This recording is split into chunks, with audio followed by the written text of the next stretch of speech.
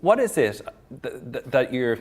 I was going to use the word obsessed, that's the wrong word. I'm trying to say you must love him so much because for years and years you've played him on stage. Now you've, as I say, written, directed, starred in a movie about him. It's a lot of work about one person. So what is it that you find so intriguing, if that's the word? Well, playing him on stage actually was just part of trying to get this film together. So it was all part and parcel of the same thing in a way. I did the play, The Judas Kiss, on stage because I was finding it hard to find any money for the movie, and I thought maybe if I showed that I could play the character on stage, I would, find a way in. Yes. And in a way that happened. I did the play at the Hampstead Theatre Club, and it was quite successful.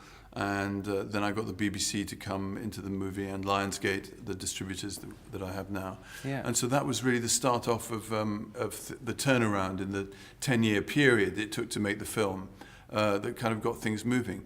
But to be quite honest, when I started it off, I just had no idea it would be this long, drawn-out, difficult process. Okay. If someone had said to me, in 12 years' time, you'll only just have finished making this movie, I would not have gone on. In other words, it wasn't that much of a passion project. It was an idea at first. It became, as the years went on, a question of life and death, even worse than the passion project. It became, I felt that if I didn't make the movie, I would die, or I don't know who I'd be at the end of it all. Right. So it was a much nastier thing in the end. Okay. And being in the director's chair, did you enjoy that side of it? Was it easy to boss around Oscar winners like Colin Firth? Very easy. Is it? Yeah, but I didn't need to boss them around because all those actors and Colin Firth are so good.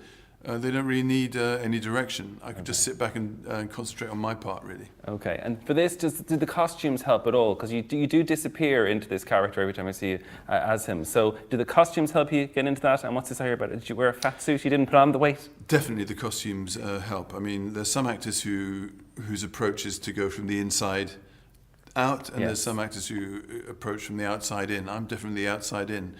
Getting the costume and the look and the shape of the man was definitely the most important part for me. And the fat suit that I got that you mentioned was made by this genius called Robert Alsop, and he designed it and it had all these different parts that moved in different ways. Right. And so it was comfy. It was comfy unless it was very hot. Okay.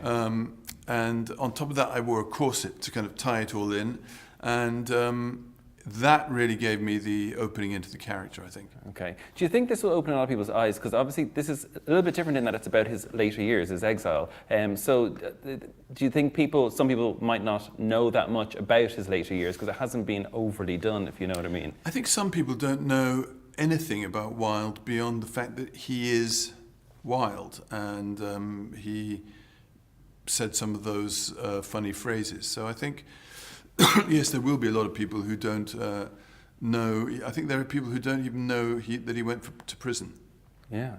So I think it'll be an eye-opener for those people. Okay. I saw that you said, I mean, a lot of people know you from My Best Friend's Wedding, of course, and I saw online that you said that you were at one point almost more famous for being gay than for being an actor. So I wondered, was that a bit of because that was such a huge film, obviously, so many people knew you. Was that nearly a double-edged sword in the sense, had good points but bad points too, being that so famous from one particular movie? In a way, not so much the movie, but I think for playing a gay character and being gay, it was a phenomenon at the time. So that phenomenon became bigger than I was, really, as an actor. So it's a double-edged sword because it gave me a lot of opportunity at the same time. But then also it rather boxed me in.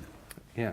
Do you think Wilde is possibly the most other way you could go? Do you think he's maybe rebranded you in a way? Do you know what I mean? Because you've done it for so long as well.